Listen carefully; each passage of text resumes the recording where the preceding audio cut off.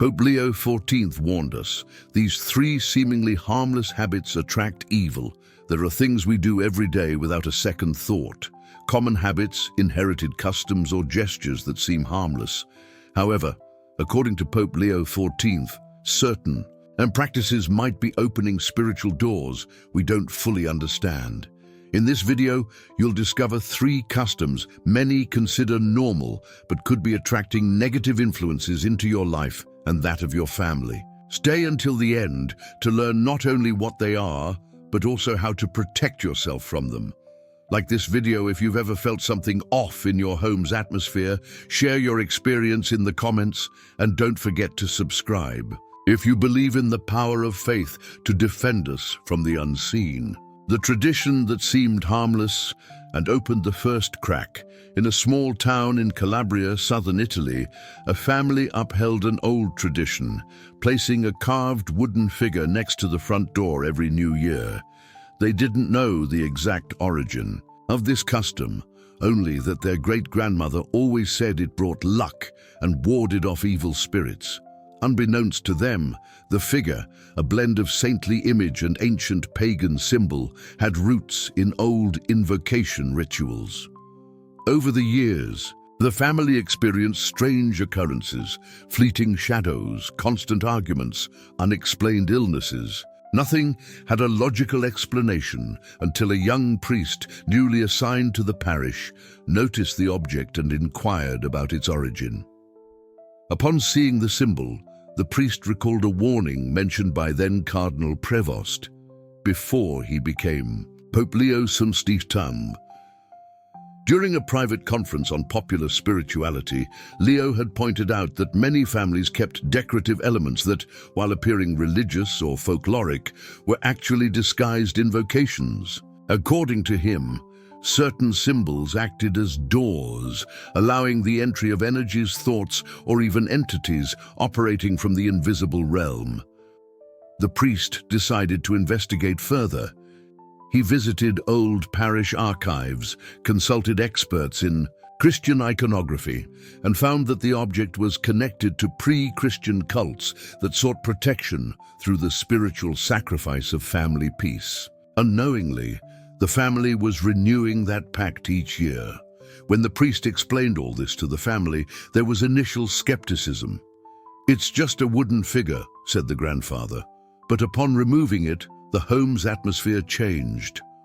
What was once a heavy environment became lighter. It wasn't immediate, but over time, the arguments ceased. The children began sleeping peacefully, and the mother, who had suffered from constant migraines for years, found tranquility. In his Easter homily, the priest quoted Leo XIV. "Not everything we inherit should be preserved. Some customs weren't blessed, but tolerated by generations unaware of the danger." Do you have traditional objects in your home whose origins you don't know? Share your thoughts below and subscribe to discover the other two customs that, according to the Pope, can have devastating spiritual consequences. The daily gesture that opens doors without your knowledge. Every morning, Martina lit an incense stick in her kitchen. She said it was out of habit, for the calming atmosphere it created in the house. Her mother did it too, and her grandmother before her. However, she had never stopped to read the symbols printed on the box or the origins of the incense she bought online.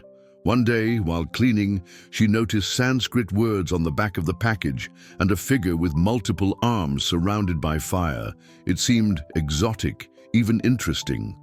But that same night, her 8-year-old daughter woke up screaming. She dreamt, she said, that someone with an animal face was watching her from the ceiling.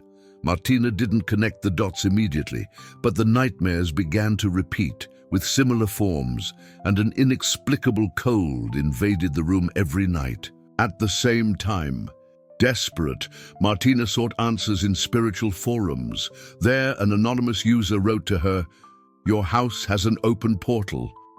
Check what you're burning."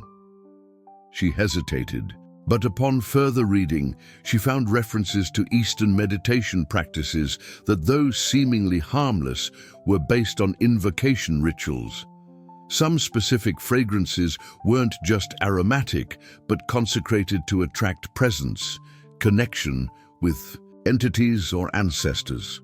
Then she remembered a little-known interview with Pope Leo XIV, where he warned that the sense of smell is the quickest path to the soul, and what is burned at home not only perfumes, it consecrates the air, invites or repels. Martina cried.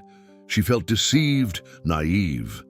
The next day, she removed all incenses, washed the walls, prayed. In that same process, she sought help from a priest who blessed the home.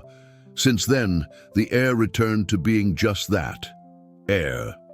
Martina's experience isn't unique. Thousands of people have incorporated ritual elements into their routines unknowingly. Pope Leo XIV said that evil rarely presents itself with horns and fire. It does so subtly, wrapped in peace, disguised as well-being. How often do we repeat gestures without knowing their origins? How often do we open spiritual doors because we like the ambiance they create? This second habit, though seemingly innocent, can attract evil if its origin isn't discerned. That's why Leo XIV urged Catholic families to review their daily practices. The home isn't an improvised temple, he said. It's a permanent altar. Do you also use candles or incenses without knowing what they represent? Share your thoughts below. Like this video if you believe that not everything natural is necessarily good, and subscribe to learn about the next custom that could be affecting your spiritual life without you realizing it. The innocent game that was never just a game won. Sunday afternoon, during a family gathering in Querétaro, the cousins decided to play something different. One of the teenagers had brought a board with letters and a movable glass triangle, a Ouija board. At first, everyone laughed. "It doesn't work," said one. "It's just a scare," added another. They lit a candle, dimmed the lights, and asked the classic question, "Is there anyone here with us?" The triangle moved. They thought someone was pushing it, but when they asked, "Who are you?" the letters formed a name. No one recognized it. The answers became aggressive. One of the children fainted. Another ran and locked himself in the bathroom, trembling. From that day, no one slept the same. But what disturbed them most was that weeks later, they discovered that the name formed on the board matched a deceased person from that neighborhood whose tragic story had been forgotten by all. What seemed like a game turned into months of fear and anguish. Objects fell on their own, pets hid under furniture, children fell ill without explanation. The mother of the house, desperate, sought help from the local parish priest. He didn't hesitate. "You've opened something you shouldn't have." He spoke of a homily by Pope Leo XIV, in which he warned that the devil doesn't hide in horror, but in the everyday. He hides in what seems like entertainment. On that occasion, Leo XIV spoke directly about esoteric games and supposed spiritual contact practices disguised as pastimes. According to him, even when done as a joke, spiritual pacts don't understand human intentions. The door opened, once invoked, doesn't close easily. It's not enough to store the board in the closet. It's necessary to renounce, confess, and spiritually restore the affected space. The most shocking part wasn't just that family's experience, but how many others reported similar events. In forums, spiritual retreats, private confessions, thousands recounted that their worst experiences began with what they thought was just curiosity or a game. Leo XIV, firm in his pastoral teaching, repeated, "The invisible isn't fiction, it's real, and it has laws that don't forgive ignorance." This third habit is perhaps the most ignored by young people, treating the spiritual as entertainment. Have you recently seen viral videos where spiritualism sessions are recorded as if they were comedy? Have you laughed thinking it was exaggerated? Maybe it's time to reconsider. If you've ever played something similar, share your experience. Like this video if you believe there are boundaries that shouldn't be crossed. And subscribe, because the upcoming topics are not only impactful, they're increasingly common in homes of faith. The beauty ritual that hid an ancient pact. Claudia was always meticulous about her appearance. She loved perfumes, creams, essential oils. At an esoteric fair in downtown Buenos Aires, she met a woman who offered her a ritualized oil to open paths and attract positive energy. The bottle was small, with a golden label and strange symbols. "It has nothing to do with religion," the bookseller told her. "It's ancestral, feminine, powerful." Claudia didn't hesitate. She applied it every morning as part of her personal care routine. At first, everything seemed to improve. She was offered a new job. Her skin glowed. She received more compliments. But something inside her began to change. Strange dreams, a constant mental murmur, and a growing distance from her faith, as if something blocked her desire to pray. Her sister was the first to notice the change. "You're not yourself," she said. "Your gaze is different." Claudia laughed it off. But one night, seeing her reflection in the mirror, she felt a presence behind her. No one was there. She turned off the light and went to sleep, but in the middle of the night, she woke up drenched in sweat. She dreamed she was locked in a dark room, surrounded by broken mirrors, and someone, a faceless woman, offered her more oil. Then she remembered a warning she had read years ago in a letter from Pope Leo XIV, addressed to a community of nuns working with young women. "The body is a temple, not an altar of the unknown. Any substance consecrated outside of God opens pacts without permission." The phrase struck her. She stopped using the oil, but for days she continued to smell its scent on her clothes, as if it didn't want to leave. What seemed like a simple cosmetic product was actually a consecrated object within a syncretic practice. Investigating further, Claudia discovered that the formula came from a lineage of lunar priestesses who offered their bodies as channels for archetypal energies. She had no idea. She just wanted to smell good and feel better about herself. Leo XV insisted that not everything alternative is benign. "The marketing of the mystical has replaced truth with seduction," he said. And he was right. Today, Claudia helps other women discern between self-care and disguised ritualism. Do you also use products with symbols you don't understand? Have you ever felt an inexplicable emotional change after applying something new? Share your experience. Like this video if you believe that faith should also be present in the everyday. And subscribe to continue discovering what Pope Leo XIV warned us about things that seem harmless but aren't.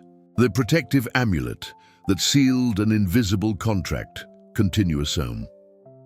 During a pilgrimage in northern Mexico, Jorge bought a pendant outside a popular sanctuary. The seller called it a protection medal against the evil eye.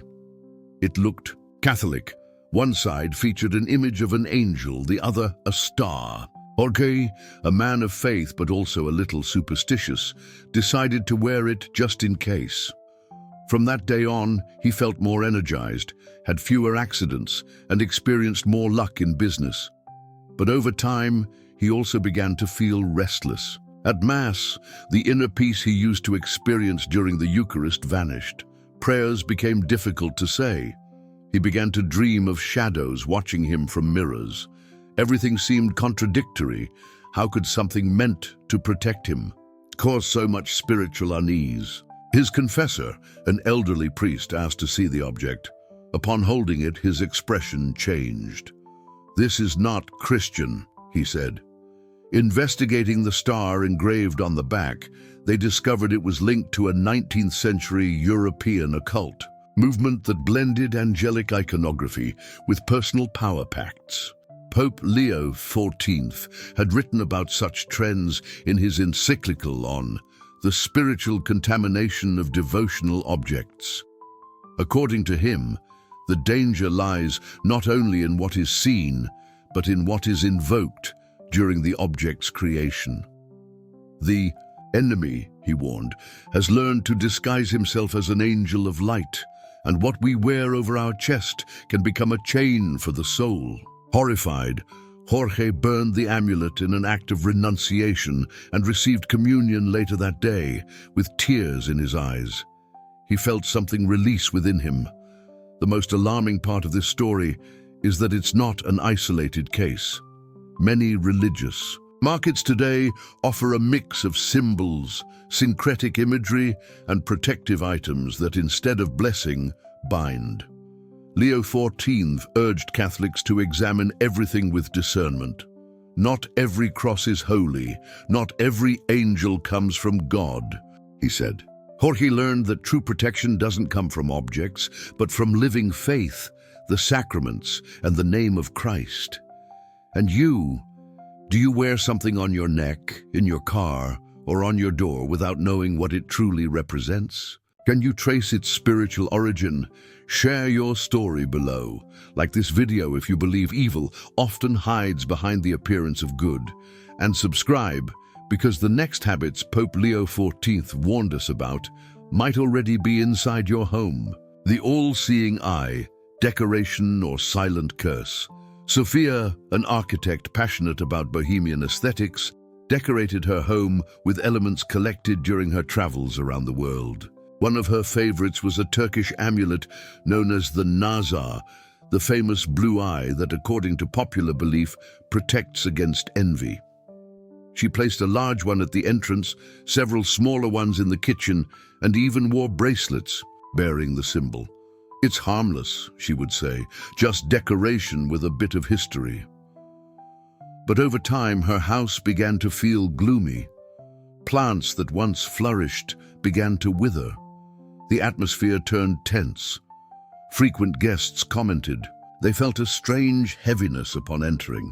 Her dog, usually calm, began avoiding certain rooms and growled at empty corners. Sophia didn't understand what was happening until a friend remarked, "Maybe you're attracting what you think you're preventing." Intrigued, she started researching beyond the surface-level meaning of the symbol. She discovered that, while popularized as a protective charm, the nazar had deep ties to pre-Islamic spiritual surveillance rites. In those traditions, the eye wasn't meant to protect. It watched, demanded, and fed off energy. In unofficial Vatican documents leaked from a private retreat, Pope Leo XIV reportedly addressed symbols that invert faith. Objects that, under the guise of protection, replace trust in God with visual mechanisms of defense. Whatever replaces the Father as a shield, he warned, will eventually demand spiritual obedience, even if in silence. After a night of disturbing dreams where her eyes were being watched by others, Sophia removed every amulet and called for a priest to bless her house. Since then, peace returned. Thousands of homes are decorated with symbols that seem harmless, but as Pope Leo XIV warned, when you let a symbol speak for you, you stop speaking to God yourself. What if each eye in your house isn't looking outward but inward? What are you allowing it to see, to control, to absorb? This habit, the sixth on the list, shows how even art can become a spiritual doorway if its background is not discerned. Comment below if you've ever used such objects. Like this video, if something decorative ever made you feel uneasy. And subscribe, because 2 more habits remain. Ones that Pope Leo XIV believed quietly invite evil, without you even knowing. The most common habit, and the one most ignored by Faith Carolina, a single mother and office worker in Lima, had a simple habit. Every morning, she would turn on the television while getting ready for work. Not to watch the news, but just to keep her company. The channel she left on, out of convenience, aired programs about astrology, energies, tarot readings, and daily predictions. "It's just entertainment," she'd say, while having breakfast or dressing her daughter. Over time, however, she noticed her mood depended on what the horoscope said. If the day was negative, she went to work anxious. If it was positive, she felt euphoric for no reason. More troubling was her daughter. who developed fears of the dark, of certain words heard in the background, of the scary numbers, as she called them. Carolina dismissed it as imagination, until one night her daughter cried uncontrollably, saying a black angel came out of the television. Terrified, Carolina started digging. She discovered that the program she usually left on was connected to an international network of esoteric content using subliminal imagery and low-frequency audio during its broadcasts. She consulted a priest who showed her a rare interview with Pope Leo XIV, in which he warned, "Spiritual passivity is evil's favorite food." According to Leo, the content we allow into our homes, even when we're not watching, has power. The eyes see, but the soul absorbs, he said. Television, podcasts, even social media videos might seem harmless, but if filled with spiritually manipulative messages, they have real influence. It's not just about what you believe, but what you allow to breathe in your environment. Carolina turned off the TV for good.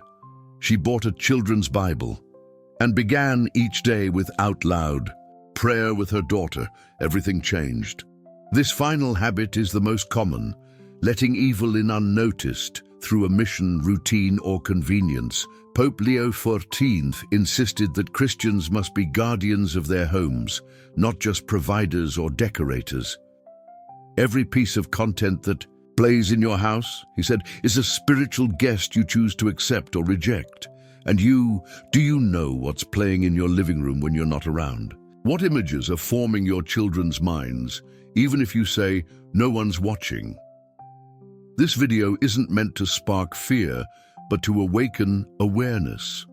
Share in the comments if you've ever noticed something odd in content that seemed normal. Like this video if you believe protecting your home's spiritual atmosphere is more important than ever. And subscribe, because the mission of this channel is to bring light, truth, and spiritual defense against what many still ignore.